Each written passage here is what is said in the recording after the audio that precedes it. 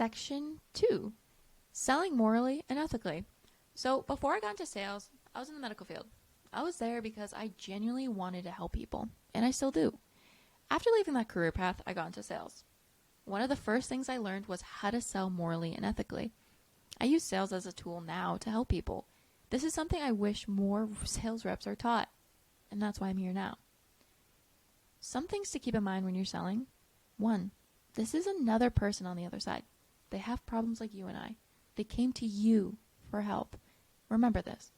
Take your eyes off the money, and trust me, people can sense if you actually care about them or not. Ultimately, this will get you more sales. 2, be on the same side of the table as them. Care about the lead more than they might care about themselves.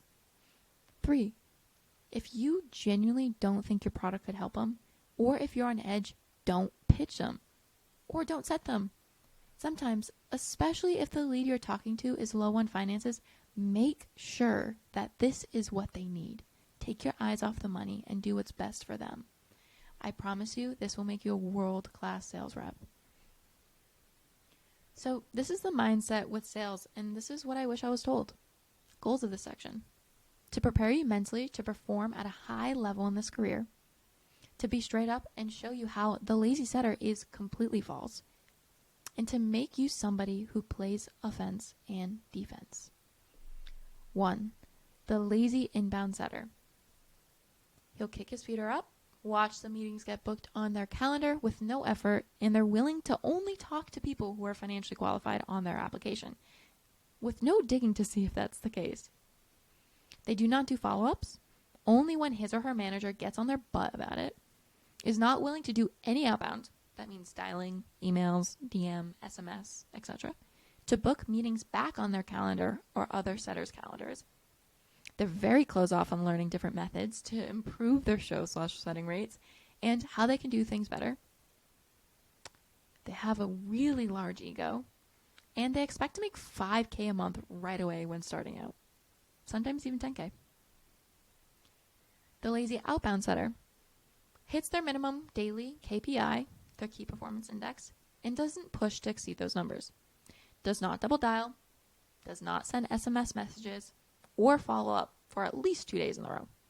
They're very closed off on learning different methods to improve their show/setting rates and how they can even do things better. Has an incredibly huge ego and expects $5,000 right away when starting out. Keep in mind, the lazy setters are quickly replaced by somebody who does the opposite than the things listed above. And this is the Chad/Chadette that every company wants. They are completely happy to do outbound dials, and they exceed the minimum KPIs when they're doing inbound setting. For outbound setters, they exceed their minimum KPIs and KPIs of other setters of the team. They're incredibly grateful for every booked lead on the calendar. If the content creator/business owner is running ads, they pay to put those on your calendar. Sometimes upwards to $400 a lead. Yeah, it is crazy, I know. 3, does follow-up calls and messages every single day and nurtures the leads until they will eventually close. Typically, they dial for 3 days in a row. Always open to learning new things and is a sponge when people who are doing well in the space provide information.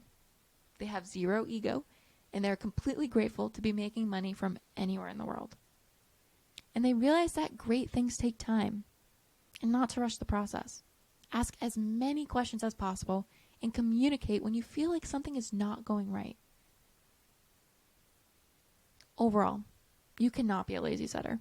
If you're looking to make 5, 10, or even $20,000 per month, full transparency, sales will not be easy. If it was, everyone would be in it and making boatloads of money. If you put in the time, the effort, and follow how to be a Chad/Chadette, I have no doubt in my mind that you won't be able to make a solid living off of setting and moving up into closing.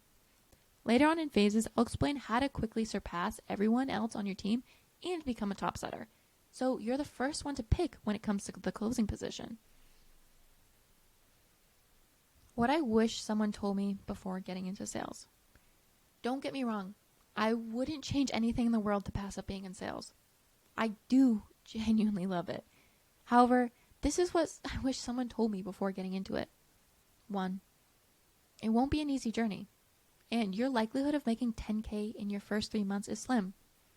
However, with taking the setting path slow, you'll be able to greatly build your skills and a strong foundation before moving into closing.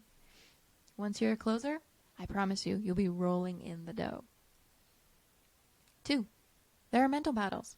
Sales is a game of psychology with the lead and especially with yourself. There's been moments where I feel like I don't understand sales at all, and that's totally okay.